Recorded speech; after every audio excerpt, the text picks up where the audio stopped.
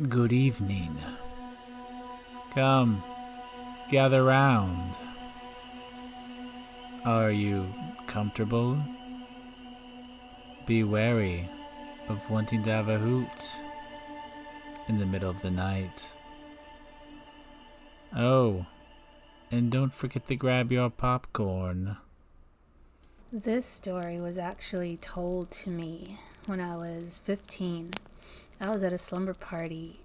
The mother of our friend, who also happened to be a family friend, we had just finished watching, I don't know, I think it was like the TV show Friday the 13th or something, and kids like getting scared. She said, I have a story to tell you guys.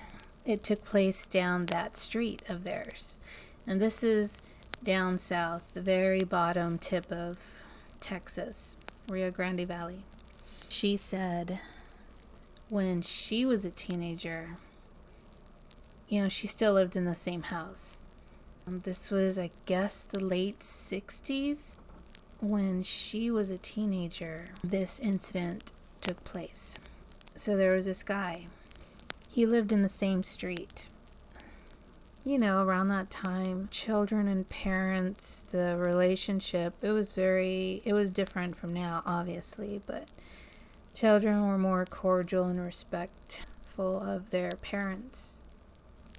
That's why this kid really stood out, because apparently everybody in the schools and in the neighborhood knew him to be this loud, foul-mouthed, troubled teenager, and he lived alone with his mother.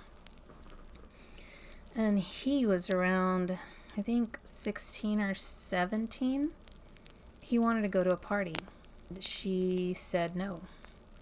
He got upset. He went anyways. The town's very small. Back in that decade, it was very common for people to sleep with your windows open or with your door open, your front and back door open, just have your screen door locked. It was a very quiet, everybody knew everybody there in the town.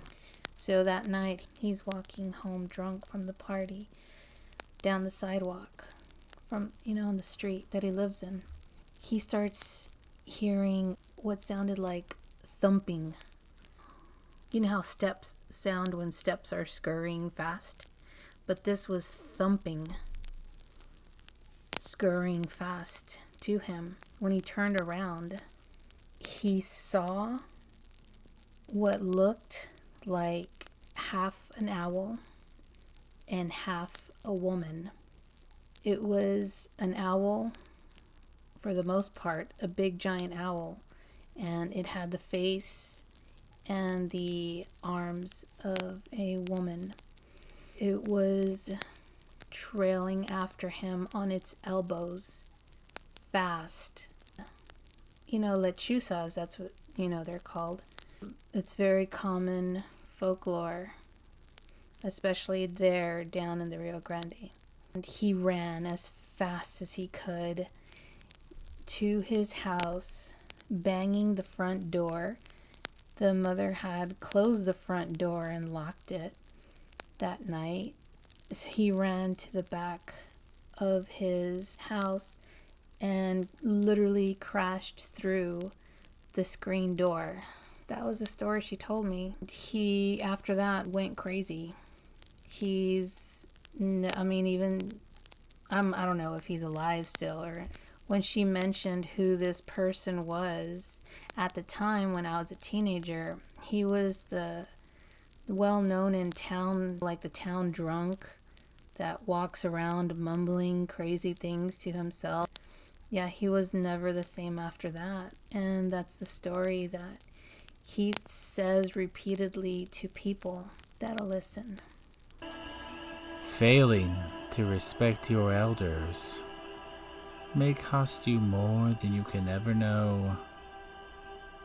Until next time.